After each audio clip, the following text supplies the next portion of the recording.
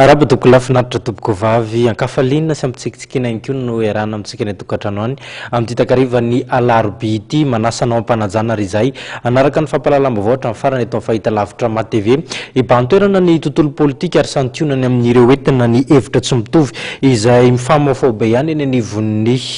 filan-kevitra ambony ny tetezamita eny eo ihany koa ny mahakasika ny fanokafana tamin'ny fomba ofisialy ilay hetsika international tourisme fair Madagasikara ary ireo hetsika ara-kultoraly maro samihafa fa ny tontolo politika aloha no isandarantsika ny fotoana ary amin'ny takariva ity hevitra roa lehibe ny mifanohitra amin'izao fotoana izao ary mibantoerana ihany koa eo amin'ny sehatra politika andaniny tontoerana amin'ny alalan'ny CES izay nandray ny fangatahany FFM ny folo alinda ary ny CSC mitakiny any amorana iray volana ny fifidianana etsy ankilany kosa ry zareo mpanelanelana dia ny SADC izany mitsipaka ny any amorana izay daty mpifidianana izay.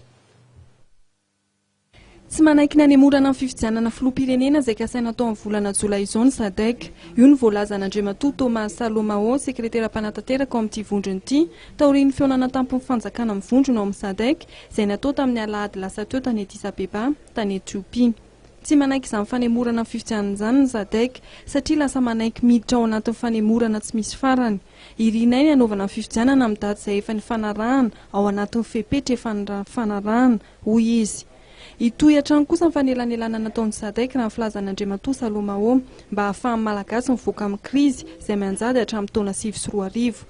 No mafisa ny fan'ny SADC na mivondrona Afrikana na ny fianakaviam-be iraisam-pirenena dia tsy mankasitraka ny fifidianana rehefa mandray anjara amin'izany Andriamatoa isany Andry Rajoelina, Didier Ratsiraka ary Ramatoa Laura Valomanana. Tsy manam-pahefana moka didiny amin'ny tokony hanemorana amin'ny fifidianana filoham-pirenena amin'ny fitsarana manokana amin'ny sahana amin'ny fifidianana na ny CES. Io ny fanapa-kevitra navoaka ny fitsarana manokana momba amin'ny fifidianana omaly manoloana ny fangatahan'ny FFM ny folo alinda ary ny CSC ny hanemorana amin'ny fifidianana izay voafaritra tanterahana ny 4 Jolay ho avy izao.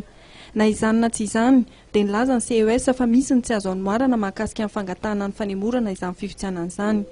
Taorian'ny fanapa-kevitry ny filakevitry ny fandriam-pahalemana eo anivon'ny vondrony SADC,